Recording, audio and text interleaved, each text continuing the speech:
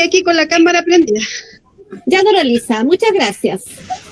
Viviana Curiguán. Presente, profesora. Gracias.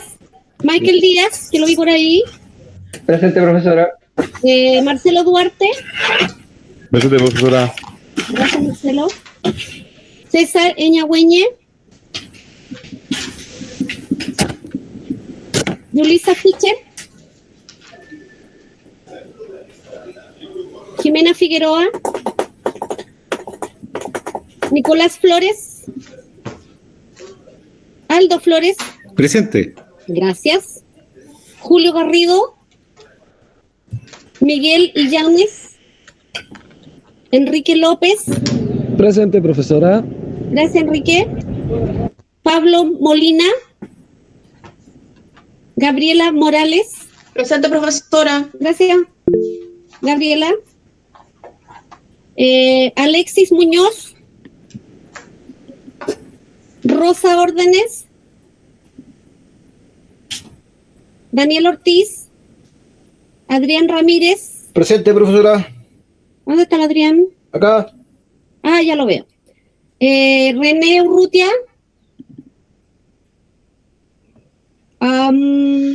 Francisca Velázquez. Y Víctor Villegas. Profesora. Presente, profesora. Francisca Velázquez. Francisca. Ya. Y Víctor también contestó. Ya, chiquillos, dudas, consultas de la clase pasada. Estoy flash hoy día, estoy flash. Oiga, profesora. Perdón. Víctor, Profesora, dale. aprovechando que la próxima semana tenemos la prueba, ¿no podríamos hacer como un pequeño repaso en general, o no? Es que hablé hoy día con el ayudante y él quedó de hacerle a la ayudantía, se va a poner de acuerdo con ustedes para fijarles un día. Ya. Ah, ya. Que la mayoría pueda, porque generalmente cuando fuera de jornada de clase, generalmente hay varios que van a tener problemas, pero la idea es que la mayoría pueda. Bueno, muchas gracias.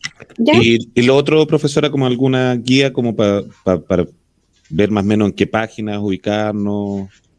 Con el ayudante lo van a ver. Lo vemos Él les todo va a dar directamente la con el- orientación que Perfecto. necesiten. Ok, muchas gracias. Profesora, consulta respecto de eso, ¿el ayudante lo va a hacer por la página o...? Lo va a hacer por esta misma plataforma. Ah, vale.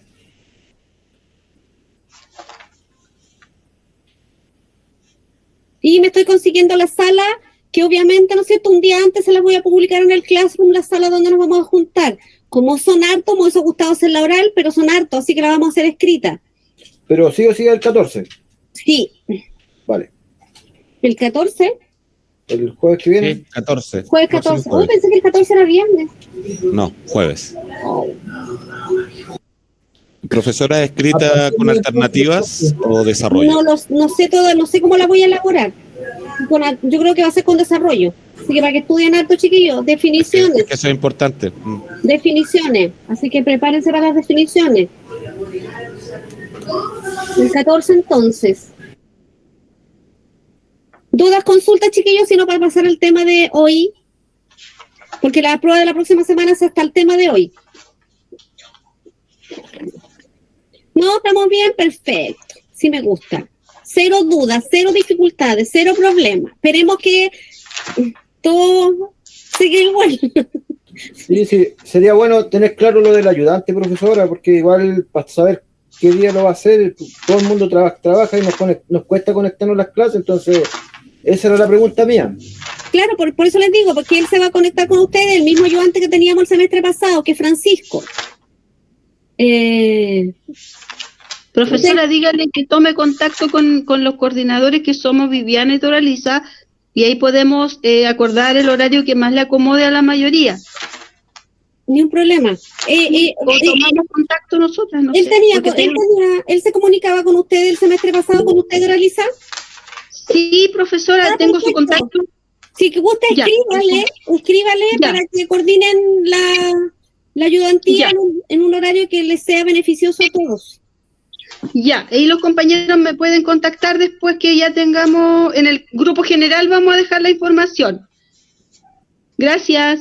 Yo a Francisco le voy a mandar hoy los temas, que debe juntarme un ratito más con él. Le voy a mandar todos los temas que vamos a revisar y para que vean el tema de la ayudantía con ellos cuando ustedes, ojo, chiquillos, traten de organizarse para la mayoría, para todos es difícil, porque todos tienen otras actividades, etcétera, pero ojalá que sea la mayoría. Enrique, cuénteme. Profesora, ¿esta clase será grabada también? No lo sé, porque yo no puedo grabar. Otra persona se había comprometido a hacer las grabaciones, no sé quién es. La semana pasada al menos una persona habló acá, Sí. ¿no es cierto? Y dijo, yo la grabo y la comparto. Hoy día no sé quién la va a grabar, porque generalmente la grababa antes Francisco y él las compartía. Por su trabajo, este semestre está un poquito complicado de estar en la clase y grabarla. Así que me interesaría que ustedes coordinaran eso para que no tengan dificultades, ¿no es cierto?, con ese elemento.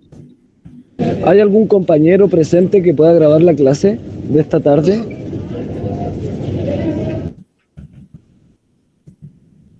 No se peleen. Supiera, lo haría. Voy a ver si alguien, si la puedo grabar. Voy a preguntar. Yo revisé y no tengo autorización para grabar. Yo tampoco, fíjese, chiquillos, y el Classroom lo hice yo. Este Classroom nosotros lo hacemos en la escuela y resulta que tenemos, de hecho yo les comenté el primer día de clase, hay algunos Classroom que sí se puede grabar y hay otros que no, pero la razón la desconozco. Pero en este, cada vez que veo aquí, no he podido grabar. Y me acuerdo que Francisco el semestre pasado, él grababa. Pero este año, ¿no es cierto?, por su trabajo le ha complicado un poquito. Ustedes saben que los ayudantes ayudan sin ninguna retribución más que la muchas gracias. Entonces él con su trabajo está medio complicado ahora. Don Adrián. Profesora, no, quería decirle a la señorita Doralisa que le mandé mi teléfono para que me avise por ese medio, por la ayudantía, si es que se puede, por favor. Que a mí me cuesta un mundo conectarme a las clases, entonces, para tenerlo claro el día que va a ser, si es que se puede.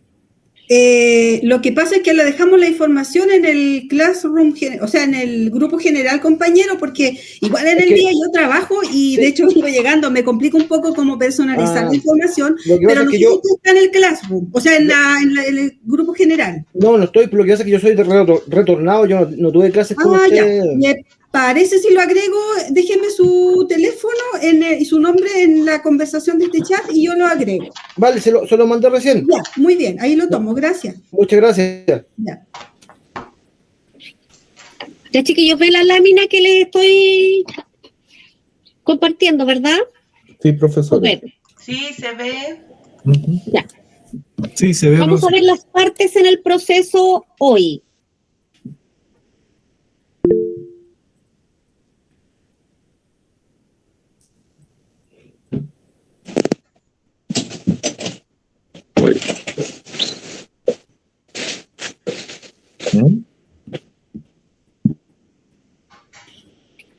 Ya me estoy acomodando porque... Pablo, tienes el micrófono prendido. Oh, sorry, no me di cuenta. ¿Roger? Me acomodo antes de partir porque después me cuesta...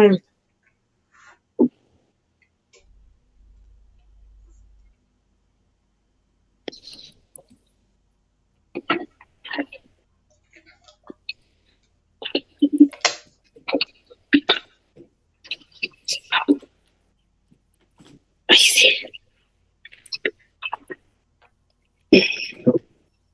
Ya, entonces no hay consultas, vicisitudes de la clase pasada y vamos a seguir entonces con la de hoy, que les dije que vamos a ver las partes en el proceso.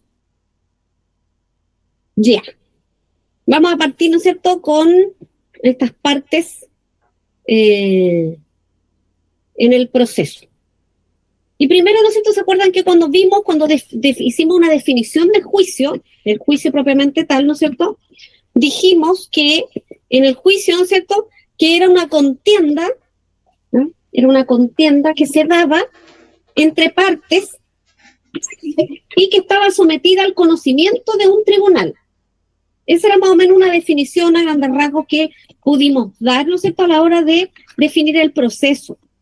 Entonces, En ese caso, ¿no es cierto? Ahí nombrábamos, en la misma definición nombrábamos que era una contienda entre partes, una contienda, una controversia, y aquí vamos a ver hoy día, ¿no es cierto?, cuál es la relevancia, cuál es la importancia, o quiénes son estas partes que forman parte de este juicio, de este proceso. Y de esta definición, ¿no es cierto?, vamos a poder revisar ciertos elementos que tiene las partes. Perdón, esta definición. Y dijimos, ¿no es cierto?, que los elementos que tiene son contienda o controversia, que vimos que era una relación jurídica, ¿no es cierto? O sea, una relación que tiene relevancia jurídica. Ese era el requisito, ¿no es cierto?, que tenía que tener esta contienda. Después, ¿no es cierto?, en segundo término vimos las partes, que estaba compuesta siempre por el demandante y por el demandado. Y también, ¿no es cierto?, teníamos al tribunal y esta se daba en una relación tripartita, que eran 3 elementos fundamentales que no podían faltar. Son elementos de la esencia, porque si la contienda, si la controversia, ¿no es cierto?, sin ese derecho conculcado, sin esa necesidad de que el tribunal, ¿no es cierto?, nos resuelva, obviamente que no hay proceso. Si no tengo ningún problema, no voy a judicializar nada. Ergo, las partes, ¿no es cierto?, si no hay partes, no hay proceso, y si no hay tribunal, ¿no es cierto?, va a ser cualquier cosa menos un proceso. Luego, ¿no es cierto?, las partes son aquellas que intervienen en este procedimiento y que por lo que ya dijimos, ¿no es cierto?, está compuesta por el demandante y el demandado. Y el demandante es aquella persona que inicia la acción, ¿no es cierto?, y el demandado, la persona contra quien se dirige esta acción, ¿verdad? Y también, ¿no es cierto?, el demandante, vimos en la clase pasada que lo podíamos tratar como actor. Y en la mayoría de los textos ustedes van a encontrar, ¿no es cierto?, que el actor, el demandante o el actor, entonces lo va a tratar como demandante o sinónimo, ¿no es cierto?, su sinónimo más recurrente es el actor. Y fuera de que existan estas partes, ¿no es cierto?, que el demandante y el demandado, también están los terceros, ¿ya? También son partes relevantes que pueden participar. Ya los terceros no son un elemento de la esencia, pero sí pueden existir y coexistir en el proceso. Solo las partes son los elementos esenciales, los terceros no. ¿Y quiénes son estos terceros? ¿Ya? Que los podemos definir, ¿no es cierto?, como personas que sin ser parte directas en el proceso, no son partes directas, pues si no serían parte demandante-demandada, que son la esencia del proceso. Pero intervienen en ¿no es cierto? Ellos participan aquí en este proceso, que no es de ellos principalmente, pero tienen un interés actual en el resultado del mismo. Van a tener, ¿no es cierto?, van a participar siempre y cuando este proceso, ¿no es cierto?, les genera un interés. Y ese interés tiene que ser actual, ¿ya?, para que ellos puedan participar de estos procesos. Por otra parte, ¿no es cierto?, también vimos latamente en clases anteriores qué es lo que era la relación procesal, ¿cierto? Dijimos que la relación procesal es aquella que une al demandante y al demandado, los une, ¿verdad? Por lo tanto, ¿no es cierto?, esta relación procesal puede ser simple o múltiple. Y va a ser simple cuando, ¿no es cierto?, obviamente interviene un demandante y un demandado. Yo, ¿no es cierto?, demando a Aldo me reconviene y estamos los dos. Por lo tanto, hoy habría una relación simple. Pero puede darse, ¿no es cierto?, que puede haber una multiplicidad de demandantes, una multiplicidad de demandados. Y en ese caso, ¿no es cierto?, va a ser una relación procesal múltiple. Y para estos casos, ¿no es cierto?, va a haber muchos demandados, varios demandados o varios demandantes o varios de ambos casos. Profesora. Y sí. Puede ser un demandante a varios demandados. Claro, por eso ahí al final dice, ¿sí?, ¿no es cierto?, de la definición que me la pasé de la sí, por eso o dice en ambos casos, o sea, varios de los dos o un demandante, ¿no es cierto?, ahí va a ir pluralidad. Claro, que puede ser activa o pasiva, ¿no es cierto? Activa, varios demandantes, la pluralidad, un demandado. Pasiva, un demandante, varios demandados. Perfecto. ¿Ya? Gracias. Pero ahí va a ser, ¿no es cierto? Para uno de los dos lados va a ser pluralidad. Don Patricio, no, trate de no preguntarme esas palabras que me cuestan harto. Me quedo pegada.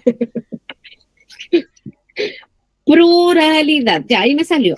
No hay problema. Ya, entonces, como, ¿no es cierto? Nosotros estábamos recién comentando, al hablar de cuando hablamos, ¿no es cierto?, del Código de Procedimiento Civil, cuando hablamos de los actos judiciales, hablamos de los contenciosos y no contenciosos. Hicimos esa distinción en algún minuto, ¿no es cierto? Pero en este último caso, los actos jurídicos no contenciosos, ahí no tenemos legítimo contradictor, ¿verdad? No hay legítimo contradictor. Esperen un cachito que alguien está pidiendo entrar y ahí entró. Ya. Juan Parra. Dígale a Juan Parra que entre con su correo para que no nos distraiga. Ahí sí. Ya, entonces dijimos que en los actos jurídicos no contenciosos, por el solo hecho de que no hay legítimo contradictor, ¿no es cierto? Yo voy solo a hacer una petición al tribunal, ya, por ejemplo, una rectificación de partida, que voy al tribunal, ¿no es cierto? Y le digo que me rectifique la partida porque cumplo los requisitos que esa misma norma me establece, que todo el mundo, ¿no es cierto?, la conoce como cambio de nombre. Ojo, se llama rectificación de partida. Y en este caso, ¿no es cierto?, nosotros como futuros abogados tenemos que utilizar las palabras correctas, ¿ya? Y no impregnarnos de lo que la gente común, ¿no es cierto?, de la calle nos dice. Y todo el mundo, cuando yo le pregunto, y eso, sí, que no me quiero cambiar el nombre. Rectificación de partida. Entonces, para esos casos, ¿no es cierto?, que no hay un legítimo contradictor, en que no hay partes demandante demandado, a ellos los vamos a tratar como interesados o solicitantes también, ¿no? Tienen esa utilización de ese término. Luego, ¿quiénes pueden ser parte en una contienda jurisdiccional? Sabemos que el Código de Procedimiento Civil no reglamenta quiénes pueden ser parte, nos dice en forma expresa el demandante, la persona, quiénes son, no lo reglamenta, ¿ya? Pero aquí, ¿no es cierto?, debemos aplicar los principios generales, para eso están los principios, para hacer aplicación de aquellos. Y debemos concluir, ¿no es cierto?, que toda persona, ya sea naturales o jurídicas, pueden ser parte en el proceso, ¿ya? Pueden serlo no solamente, ¿no es cierto?, pueden ser parte en el proceso no solamente los plenamente capaces, sino también los absoluta y los relativamente incapaces. ¿Ok? Pero vamos a hacer una distinción aquí para que no se pierda, porque no va a faltar que me pregunte, ay, no, ¿por qué? ¿Y por qué los absolutamente incapaces también? Y aquí no debemos confundir, chiquillos, ojo, no debemos confundir la capacidad de ser parte en un proceso con la capacidad procesal, que son dos elementos distintos, ¿ok? No hay que confundir. ¿Tienen capacidad procesal? Todos los que según el Código Civil, ojo, aquí, ¿no es cierto?, porque dijimos que el Código de Procedimiento Civil no nos da la solución, pero sí lo hace, ¿no es cierto?, nos vamos al Código Civil. Y nos dice que son capaces de ejercitar sus derechos por sí mismos, o sea, sin necesidad de otros, ¿cierto? Esos son capaces, los que pueden ejercitar sus derechos por sí mismos. Luego, no tienen capacidad procesal, ojo, no tienen capacidad procesal. Y nos dice los dementes, ¿ya? Los impúberes, los sordos que no pueden darse a entender claramente, los menores adultos, los disipadores que se hallen bajo interdicción, ¿verdad?, de administrar lo suyo, porque el disipador puede ser disipador y gastar a diestra y siniestra, tener alguna adicción, pero si no lo hemos declarado, no tiene la declaración de interdicción, sus actos son válidos. Eso tenemos que tenerlo presente, ¿verdad? Lo mismo que los mayores adultos. Piensan ustedes que muchas personas, que aquí a la clínica llega mucha gente preguntando, ¿no es cierto?, el hecho de que hay personas mayores que típico que los hijos de los cuales están a cargo los hacen firmar documentos donde le venden la casa. Y en esos casos, ¿no es cierto?, dicen, no, pero si mi mamá no está sana, mi mamá no sabe lo que hace ni lo que dice, ¿la declaró una interdicción? No, probablemente el acto o todo el aparataje judicial que nosotros hagamos va a decir que ella al momento de haber firmado estaba en su sano juicio porque no la cuidamos. Piensen ustedes que lo que es la figura, ¿no es cierto?, de los disipadores, o de la interdicción, perdón, la figura de la interdicción es una protección legal. Protege al interdicto para que precisamente, ¿no es cierto?, cualquier persona no se valga de ellos para realizar actos y contratos. Por lo tanto, no le tengamos miedo a la figura de la interdicción. Bueno, entonces los anteriores casos, ¿no es cierto?, deben suplir su incapacidad de acuerdo a las reglas que establece para estos casos el Código Civil. Ahí tenemos una norma en otro código. Nos vamos al Código Civil. Lo mismo pasa con los plazos, ¿cierto? Al hablar de plazos, ¿cuáles son los plazos? La clasificación de plazos, también nos vamos al Código Civil, porque el Código Procedimiento Civil, ¿no es cierto?, nos dice plazos. 5 días, 3 días, qué sé yo, los días van a ser hábiles, Nos va a hablar de ese tipo de... Pero para hablar de plazos propiamente tales, saber qué son, cómo se clasifica, tenemos que irnos también al Código Civil, ¿no? Así que el Código Civil nos ayuda en varias cosillas que el Código de Procedimiento las da por sabidas, las da por hechas. Luego, ¿cuáles son los efectos de la falta de capacidad? Dora Lisa, la veo con... agregó al chat a una persona. Entonces estaba diciendo de que la capacidad, ¿no es cierto?, los efectos de la falta de capacidad. ¿Qué ocurre, no es cierto? O cuáles son los efectos propios de que una persona no tenga capacidad para actuar. ¿Qué va a ocurrir, cierto? Si la persona carece de alguna capacidad procesal, y si esta falta de capacidad le afecta al demandante, ojo, en el procedimiento se podrá reclamar su incapacidad en el mismo, ¿no es cierto?, oponiendo, ¿no es cierto?, la excepción al demandado, la excepción dilatoria contemplada en la norma, en el 303, artículo número 2. Ahí claramente dice falta de capacidad del demandante. Ahí hay una excepción clara, ¿no es cierto?, que podemos reclamar conociendo o sabiendo que el demandado, ¿no es cierto?, carece de esta capacidad procesal. Pero obviamente, si no se interpone esta excepción por ignorar la capacidad del demandante, porque en el minuto a lo mejor no lo voy a saber, pero en el proceso voy a tener más antecedentes, ¿no es cierto?, puedo realizar, ¿no es cierto?, y solicitar a través de otra vía, que es solicitar la nulidad de todo lo obrado en conformidad, ¿no es cierto?, al artículo 84. Ahí nos valemos de otra norma para poder reclamar esta falta de capacidad procesal. No lo olviden, de falta de capacidad procesal. Pero si el incapaz es el demandado, ¿no es cierto?, y a él le notificamos válidamente, lo emplazamos, ¿cierto?, aquí obviamente no va a haber un emplazamiento legal, por el cual, ¿no es cierto?, vamos a faltar a los requisitos y se va a originar en el proceso, si yo, ¿no es cierto?, lo notifico, él no teniendo capacidad procesal e igualmente lo notifico y sigo adelante el proceso, corro el riesgo, ¿no es cierto?, que en algún momento me interpongan un recurso de casación en la forma, ¿ya?, porque hay vicio en el procedimiento, inmediatamente, ¿ya? Y aplicamos al tiro el 768 numeral 9. Entonces, el Código de Procedimiento Civil nos da las herramientas para ir, ¿no es cierto?, realizando todos aquellos actos tendientes a que el procedimiento se vaya realizando en forma correcta, válida o legal.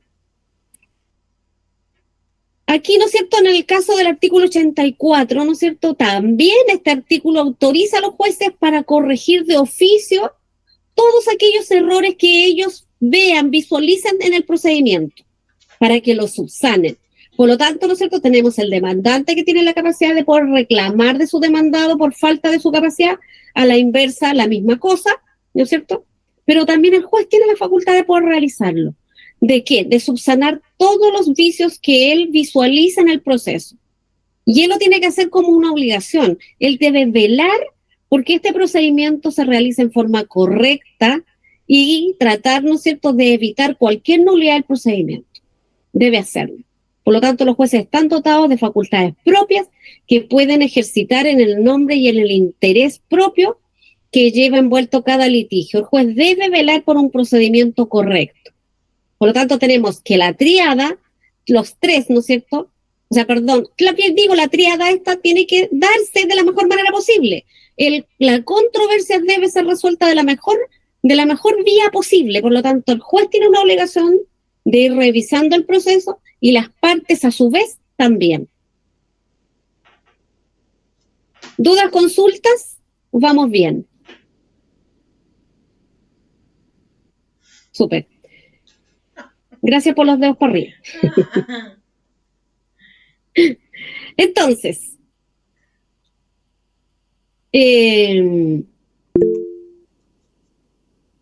César. Ahí pasó César. No, profesora, no quise hacerlo.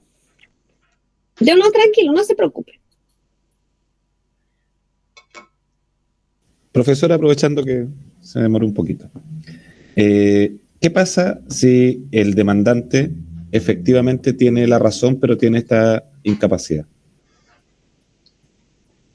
Es que, a ver, la capacidad procesal no se trata que él no pueda demandar en juicio, se trata, ¿no es cierto?, que si hay falta de capacidad tiene que actuar a través de un representante. O sea, necesariamente debe actuar a través del representante. Sí, pues, ¿no es cierto?, se va a discutir la problemática que él tenga, ¿no es cierto?, la controversia, pero no significa que él no pueda actuar si es incapaz. Perfecto. Él va a actuar siempre a través de su representante. Súper, gracias. ¿Ya? Don Miguel. Profesora, disculpe que sea un poco atrás, pero en la parte de la pluralidad me perdí un poquito. Pluralidad. ¿Puedes aclarar un poquito eso? Pucha, me está justo de la palabra que me cuesta. Es que por lo mismo me distraje y me fui a otro lado. Ya, la pluralidad de partes significa que hay varios demandantes, varios demandados, varios demandantes. Y cuando es simple, es un demandante, un demandado. Eso es. Ah, perfecto. Muchas gracias. ¿Ya? Don Enrique. Profesora, para complementar un poco la pregunta de Patricio y sumarme también al cuestionamiento, que tenga un demandante o no la razón no influye mucho en términos procesales, ¿no? Ya que los procedimientos son uno solo, exactos, ¿o no? Es que influye por lo que vamos a ver ahora. Ah, ya, perfecto. Muchas gracias. Como no he contado toda la historia, ¿por qué es relevante, no es cierto, la pluralidad de partes? La pluralidad de partes.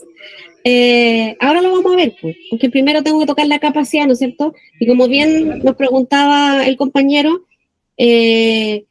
no significa, ¿no es cierto?, que la parte, el hecho de que no sea capaz, ¿no es cierto?, de ejercicio, no tenga, o sea, que no tiene capacidad procesal, no pueda reclamar ante los tribunales el derecho que le corresponde. Lo puede hacer, ¿no es cierto?, a través de su representante. Toda persona tiene a alguien que lo representa. Y esa persona, ¿no es cierto?, es la que debe actuar en proceso, ¿no es cierto?, y darle el mandato al abogado para que lo represente y opte ahí, ¿no es cierto?, llevando el debido proceso y reclame, ¿no es cierto?, la pretensión de esta parte. ¿Ok? ¿Y por qué es interesante? Para contestarle, ¿no es cierto?, al otro compañero, voy a ir derechito para allá para saber cuál es el interés de que las partes sean simples o varias, ¿ya? Entonces, y vamos con que dentro de las facultades, ¿no es cierto?, las partes tienen la facultad de solicitar al tribunal que se corrija la falta de capacidad procesal en el mismo proceso. ¿Para qué? Para evitar la nulidad, ¿no es cierto?, de los actos del procedimiento y estemos, ¿no es cierto?, dándonos vuelta en el proceso y no lo concluyamos. Tenemos que prever siempre que el proceso se vaya dando en forma óptima, tanto el demandante, el demandado como el juez, ¿ya? ¿Qué ocurre si actúan varias partes? ¿Ya? En el artículo 18 del Código de Procedimiento Civil nos dice que en un mismo juicio pueden intervenir varios demandantes y varios demandados, ¿verdad? Siempre y cuando todos ellos concurran en base a una misma acción, ¿ya? O emanen, todos ellos, todas las pretensiones que ellos tengan, emanan directamente de un mismo hecho. En ese caso, ¿no es cierto?, si se da esa figura jurídica, pueden actuar todos ellos conjuntamente por muchos en contra de muchos, ¿verdad? Porque la ley en esos casos lo autoriza, siempre y cuando emanan del mismo hecho. Por ejemplo, todos nosotros, 5 o 6 personas, ustedes han visto demandas masivas, ¿verdad? Y también se pueden dar de demandantes masivos a demandados masivos, ¿no? Muchos de varios lados. O también pueden ser, como dije delante, ¿no es cierto?, puede ser que esta pluralidad sea pasiva, muchos demandados, un demandante. O a viceversa, ¿no es cierto?, más activa, que sean varios demandados y vayan todos, concurran frente a uno solo. ¿Y cuál es el interés? Que antes de analizar, ¿no es cierto?, la disposición legal debemos señalar que la acción procesal múltiple no es obligatoria, ¿no? O sea, que vamos todos a demandar, la ley no los obliga a que vayan todos, sino que es facultativa. Porque el código, ¿no es cierto?, usa la expresión podrán demandar conjuntamente y no deberán. Por lo tanto, las partes no están obligadas a ir todas juntas si no sienten la necesidad de hacerlo.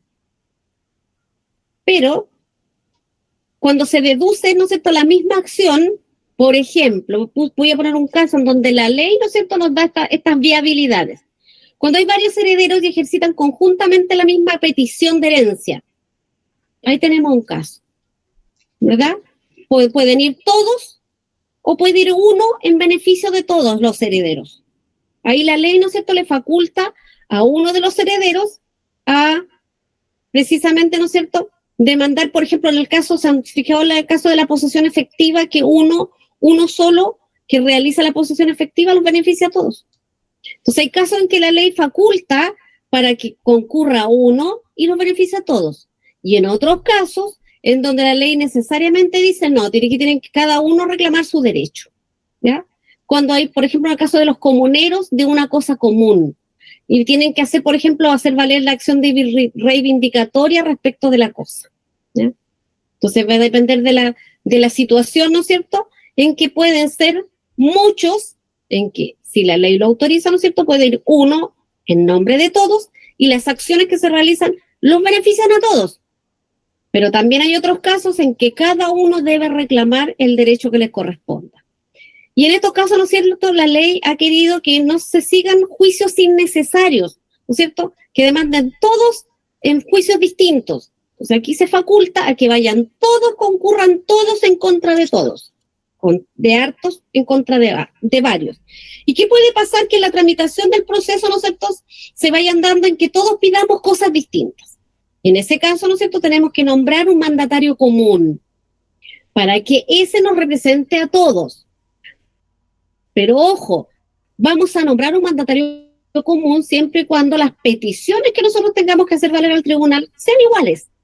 Caso contrario, ¿verdad?, tenemos que recurrir cada uno en forma independiente. Porque si yo voy a pedir algo que a mí, ¿no es cierto?, siento que es beneficioso porque yo tengo cierta y determinada prueba, voy a presentar mis medios de prueba. Otro tendrá otra cosa y a lo mejor van las direcciones totalmente dispersas en cuanto a las peticiones concretas que vamos a solicitar al tribunal. Si las peticiones son diferentes, tendremos que actuar en forma distinta.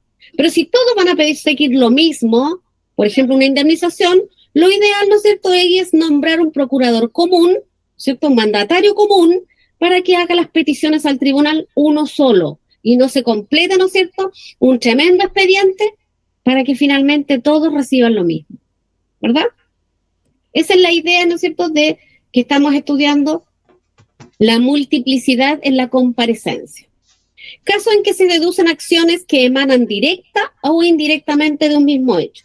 O casos que estaba hablando recientemente, ¿no es cierto? Aquí estamos frente a situaciones que, por ejemplo, en los delitos, los cuasi delitos, cuando son muchas personas perjudicadas con el daño, ahí, ¿no es cierto?, van a concurrir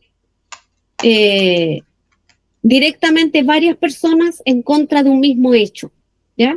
Porque puede ser, por ejemplo, en un choque en donde hay un fallecimiento de una persona, en donde persigamos la responsabilidad penal del chofer del vehículo. Pero además el vehículo, ¿no es cierto?, se chocó contra un poste, lo botó, ese poste aplastó un auto y este caballero pasó soplado, ¿no es cierto?, y se metió dentro de una casa.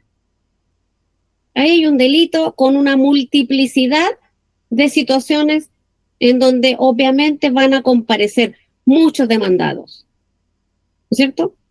Todos van a ir en contra de esa persona que por un solo hecho nacen una multiplicidad de pretensiones, ¿verdad? Los afectados pueden deducir ya sea conjuntamente la acción o de indemnización de perjuicio, ¿no es cierto?, en contra de aquel que le provocó el daño.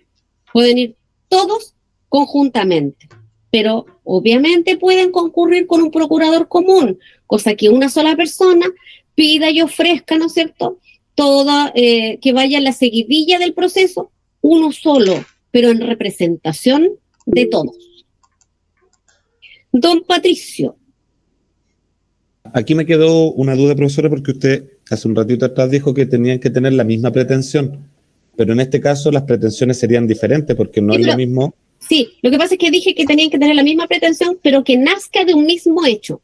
Ah, perfecto. Entonces ahí los une a todos. Que nazca del mismo hecho, aunque las pretensiones sean diferentes. Perfecto. Ahí sí, muchas gracias. Las pretensiones pueden ser distintas, como el ejemplo que puse, por el tipo, ¿no es cierto?, del auto que chocó el ¿cuánto se llama? Que botó el poste, aplastó el auto, se metió contra una casa, ¿no es cierto?, cruzó la casa para el otro lado. Entonces, obviamente la pretensión del dueño de la casa va a ser distinta a la pretensión del tipo del auto, ¿verdad? Pero nacen del mismo hecho. Un tipo loco que andaba manejando como si fuera su casa y dejó la escoba. Entonces, todo eso tiene que nacer, todas estas circunstancias, aunque las pretensiones pueden ser iguales o distintas, pero el requisito esencial es que nazcan de un mismo hecho para que el proceso sea el mismo, ¿verdad? Y ahí es la irrelevancia que preguntaba el compañero delante, cuál era la importancia, ¿no es cierto?, de que hayan varios demandantes o varios demandados. Y es ese, ¿ya? Se pueden dar en situaciones similares, pueden ser todos, ¿no es cierto?, que vayan con pretensiones iguales, parecidas, no parecidas, y van a comparecer al proceso nombrando un procurador común, o cada uno se va a ir independientemente defendiendo cada uno de acuerdo a lo que él estime prudente del proceso. Caso también, aquí hay casos, ¿no es cierto?, que establece el código en que autoriza que procedan muchos contra muchos. Hay muchos casos en que la norma lo establece en forma expresa y nos dice, ¿no es cierto?, tales situaciones van a ocurrir, ¿cierto?, de muchos contra muchos. Hay otras situaciones, ¿no es cierto?, que aunque no estén expresamente relatadas en el código, lo podemos realizar, ¿cierto?, porque son situaciones similares. Y en un mismo juicio, ¿no es cierto?, puede proceder mucho contra mucho en el caso de los herederos, ¿no es cierto?, de un acreedor, que le exijan al deudor la devolución de una suma de dinero dada en un mutuo por el causante, ¿cierto? Ahí, ¿no es cierto?, cada heredero va a alegar su parte o cuota. Y la parte o cuota puede que sea distinta, dependiendo, ¿no es cierto?, del hijo. Porque el hijo puede, ¿no es cierto?, puede que uno de los herederos, en un testamento, el causante lo haya mejorado, ¿verdad? Para ponerlo en contexto, sé que algunos tramitan y tienen conocimiento y hay algunos otros que no, que para todo esto es novedoso. Lo que pasa es que en la herencia, ¿no es cierto?, todos los herederos, la ley establece que todos son por iguales, pero si hay testamento, en el testamento, ¿no es cierto?, el causante, ¿no es cierto?, puede mejorar a alguno de sus herederos. Tiene el fondo común, ¿no es cierto?, ese se reparte la mitad, está la cuarta libre disposición y la cuarta de mejoras. Esa cuarta de mejoras solo puede mejorar a un heredero. Y la cuarta libre disposición puede darle esa cuarta parte a quien quiera, es libre, ¿ya? Es libre, pero solo una cuarta parte, porque recuerden que en Chile aún no hay libertad de testar, a pesar que hay un proyecto de ley que se ingresó, no me acuerdo si fue el año pasado o a principios de este año, en donde hay un proyecto de ley que haya libertad de testar, pero es proyecto. Y nosotros sabemos, ¿no es cierto?, que muchas veces los proyectos duermen muchos años en la Cámara, así que no sabemos todavía de aquello, ¿ya? Hay un proyecto en donde establece que cada persona, ¿no es cierto?, pueda dejar en testamento y dejar libremente sus bienes quien quiera, porque hoy no se puede hacer. Hoy, ¿no es cierto?, no podemos saltarnos a los herederos legítimos. Por lo tanto, si algún testamento establece algo diverso a aquello, va a ser declarado nulo, como si sus cláusulas no hubiesen sido escritas, porque la ley establece claramente, ¿no es cierto?, la obligación de dejar los bienes, ¿no es cierto?, a nuestros legítimos herederos, ya sea cónyuge o hijo, dependiendo del grado de prelación, porque hay prelación para esto, ¿no es cierto? En el caso, siempre va a ser privilegio, ¿no es cierto?, el orden de prelación son el cónyuge y los hijos, ¿cierto? O el cónyuge solo si no hay hijos, o los hijos solo si no hay cónyuge, ¿verdad? Y a falta de cualquiera, o sea, a falta de los dos, recién, ¿no es cierto?, va a los padres y de ahí a los hermanos, primos, etcétera. Entonces, esa relación que hay hoy día y que es obligatoria, sigue siendo obligatoria hasta que la ley, ¿no es cierto?, no cambie y no nos diga otra cosa. Por lo tanto, en este caso de herencias, ¿no es cierto?, los herederos pueden, como dije adelante en el ejemplo, un heredero, ¿no es cierto?, puede haber sido mejorado en la herencia, por lo tanto le corresponde más, y obviamente su pretensión va a ser más que la de sus hermanos. Tengo a don Miguel. Consulte, don Miguel. Perdón. Profesora, ¿hasta qué grado de consanguinidad se busca antes de que pase al Estado? Sexto. Al sexto.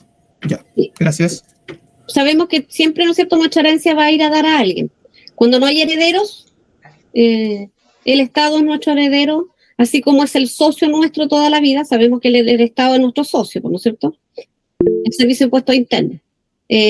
Por lo tanto, todo lo que yo gane le tengo que dar una parte o cuota a mi socio inactivo, que es el Estado. Donaldo. Hola, la pregunta, el cuarto de libre disposición es un 25% y usted dijo que había un cuarto de mejora. Sí. Por lo tanto, un heredero pudiera tener un 50% asegurado. Perfectamente, puede tener la mitad de la herencia. Si el causante le deja la cuarta de mejora y la cuarta libre disposición, perfectamente. ¿Y de ahí entra al 50% restante en las proporcionalidades que corresponde? Va a depender, es que por eso le decía que quería mencionarlo así muy a la pasada, porque hay que distinguir si hay cónyuge sobreviviente y cuántos hijos son, porque hay reglas especiales. Ok, gracias. Ya. Don César. Profesora, si hay propiedades y hay auto y todo, y uno no quiere dejárselo a los hijos ni a la cónyuge, ¿lo pueden enajenar? En vida, claro, pues. Acuérdese que los bienes son suyos, puede hacer todo lo que usted quiera estando vivo. Ya cuando usted se muere, ya nada que hacer. Gracias. Don José Álvarez. ¿Me escucha? Sí, perfecto. Profesora, ¿hay un plazo perentorio para dejar nula una herencia? ¿Para dejar herencia? No, dejarla nula. Claro que sí. Cuando sea... claro que para todo hay plazo, pues, mi caballero, piensa usted que el derecho es dinámico. ¿Ya? Pero cuando no se ha considerado, por ejemplo, si salen nuevos herederos que no se dieron cuenta y después se dieron cuenta y aparecieron después reclamando su parte. Por eso le digo, es que hay plazos, va a depender, si va a declarar el nulo del testamento, hay plazos. Si hay un heredero que se llama la herencia preterida o el heredero preterido, también hay plazos para reclamar desde la muerte del causante, pero todo eso lo van a ver en una asignatura más adelante que se llama derecho sucesorio. Pero un tips, 5 años, 10 años. Me voy a ir a otras materias, chiquillos, que se los puedo comentar, pero nos vamos a ir a otro lado que vamos a perder al resto de los compañeros que estamos en las partes en el proceso, y no quiero perder al resto de los compañeros porque esa asignatura la van a tener que dura un semestre completo en que van a ver todo lo que es herencia, testamento, legítima, todo lo que diga relación con la herencia, ¿no es cierto? En un semestre completo van a ver todo eso, así que no quiero, porque los voy a dejar colgando a muchas personas porque podemos tocar los temas como muy en cortito, muy en resumen, muy en corto. Comprendo, profesora, no se preocupe. ¿Ya? Me perdí. Se me fue la onda. Ya estamos viendo, ¿no es cierto?, cómo en qué caso la ley autoriza, ¿no es cierto?, que demandan muchos contra muchos, y ahí estamos viendo los casos, ¿no es cierto?, de la pluralidad de partes, ¿ya? Y en eso estaban. Y obviamente, si son dos o más demandantes, o sea que hay, ¿no es cierto?, pluralidad activa, se deducen las mismas acciones, ¿no es cierto?, pueden obrar conjuntamente todos ellos, constituyendo, ¿no es cierto?, un solo mandatario, un solo representante, que era lo que decía delante, ¿no es cierto?, que todos ellos pueden nombrar un procurador común, un mandatario común, para que él, ¿no es cierto?, efectúe todas las alegaciones que sean de rigor, y sea uno solo habiendo varios demandantes o varios demandados. Y la misma regla, ¿no es cierto?, se aplica a los demandantes cuando son 2 o más, ¿no es cierto?, que oponen ideas idénticas, ¿ya? En el caso de los demandados también pueden usar la misma regla y tener un procurador común que hable en nombre de todos, que haga, ¿no es cierto?, que realice todas las gestiones que sean de rigor en el proceso, que la haga uno solo en nombre de todos los demás, ¿verdad? Esa regla se aplica tanto para el demandante como para el demandado, los dos. Ojo que sí, la omisión, ¿no es cierto?, de alguna de las partes, por ejemplo, funcionaron en forma aparte, diversa, ¿no es cierto? En un mismo proceso está la Gabriela, Donaldo y la Viviana. Y nosotros 4, ¿no es cierto?, decidimos actuar en forma separada. ¿Qué pasará, no es cierto?, que el nombramiento hecho por una u otras valdrá respecto de todos, porque se supone que todos somos los demandantes y los demandados. Tenemos, ¿no es cierto?, la misma pretensión. Por lo tanto, independiente que tramitemos aparte, nos vamos a perjudicar o beneficiar todos juntos. ¿Sí? Solo la tramitación va a ser diversa si en el evento en que nuestra demanda, ¿no es cierto?, tiene la misma pretensión. ¿Ya? ¿Se entiende esa idea? Ya, sí, perfecto. ¿Qué pasa, no es cierto?, si las partes son representadas por un procurador común, ¿no es cierto?, y va a hacer alegaciones separadas. O sea, hay un procurador común, que bueno, no sé, eran 5 demandantes, y, ¿no es cierto?, de esos 5, 3 tienen un procurador común y los otros 2 funcionan aparte. Cualquiera de las partes, ¿no es cierto?, que están representadas por el procurador común, que no se conforme con el procedimiento adoptado por el mandatario, ¿no es cierto?, puede hacerse separadamente alegaciones y rendir pruebas que estime conducentes a esclarecer el hecho que queremos resolver, ¿no es cierto? Que aún así, de tener un procurador común, pero sienta que el procurador común no está realizando las gestiones que debe, él eventualmente podría actuar en forma separada, ¿no es cierto?, de este procurador común, pero con ciertas restricciones. ¿Cuáles son? Primero, ¿no es cierto?, no debe entorpecer la marcha regular del juicio. Primera cosa, ¿ya? Y debe usar los mismos plazos concedidos para los demás, porque los plazos son uno solo. Por lo tanto, aunque seamos varios demandados, el plazo nos afecta a todos. ¿Ok? Por lo tanto, él no va a tener ni más plazo ni menos plazo. El mismo. Por lo tanto, la idea, ¿no es cierto?, y la limitación es que no entorpezca el proceso, ¿no es cierto?, a través de plazos que no son. Él se debe regir por los mismos plazos, y en el caso, ¿no es cierto?, que él quiera hacer alguna alegación, agregar nuevos antecedentes o llevar sus propios testigos, si no lo realiza dentro del plazo que corresponde, obviamente el tribunal le va a declarar extemporánea su prueba y va a quedar fuera. También, ¿no es cierto?, puede solicitar dentro de dichos plazos ampliación, ¿no es cierto?, de los mismos. Recuerden ustedes, ¿no es cierto?, que si queremos pedir ampliación de un plazo y que ¿no es cierto?, ese plazo sea susceptible de pedir ampliación, debe hacerlo antes que concluya. Y él tiene que seguir las mismas reglas, ¿ya? Si va a interponer recursos, lo mismo, dentro de los plazos que la ley le establece, ¿ya? Todo lo que él vaya a hacer en forma separada se rige en base a las mismas reglas de los demás, ¿ya? Él no va a tener ni menos plazo ni más plazo por actuar en forma separada. Y la sentencia le va a afectar igual que a los demás. Caso en que los demandantes o los demandados puedan obrar separadamente, que vimos, ¿no es cierto?, que la ley nos faculta que si son distintas acciones de los demandados, ¿no es cierto?, cada uno de ellos podrá obrar separadamente en el juicio, salvo las excepciones legales. Pero sí están autorizados, ¿no es cierto?, a que si tienen pretensiones distintas, pero todas ellas emanan de un mismo hecho, podrán demandar conjuntamente, pero podrán también actuar en forma separada, ¿no?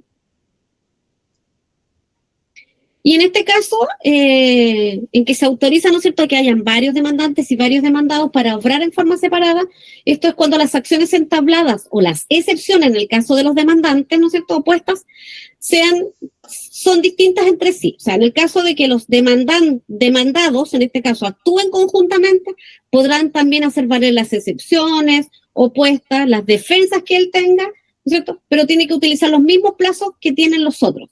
¿Ya? Esta regla vale para el demandante y para los demandados, ¿ya? siempre y cuando persigan un mismo fin, o sea, la pretensión sea la misma, porque si tienen distintas pretensiones, pero todas esas pretensiones se emanan de hechos distintos, ahí en ese caso, ¿no es cierto?, debería emanar de una demanda nueva, solo con él, porque sus pretensiones y los hechos son distintos. De los terceros, ¿le parece, chicos, que antes que partamos con los terceros hagamos un break de unos 10 minutos? Ya, perfecto. Para que cambiemos el switch de que ya hablamos de todas las partes, los pocos, los muchos, muchos de un lado, muchos del otro, los derechos que tienen de participar todos juntos. Y ahora para que cambiemos el switch vamos a hacer un break. Yo tengo las 20:24. ¿Les parece a las 20:34? 35 mejor. Sí, profesora. Ya, ahí nos juntamos, chiquillos, un ratito más, vayan al baño a tomarse un cafecito, a fumar los fumadores, lo que quieran. Nos vemos de ahí.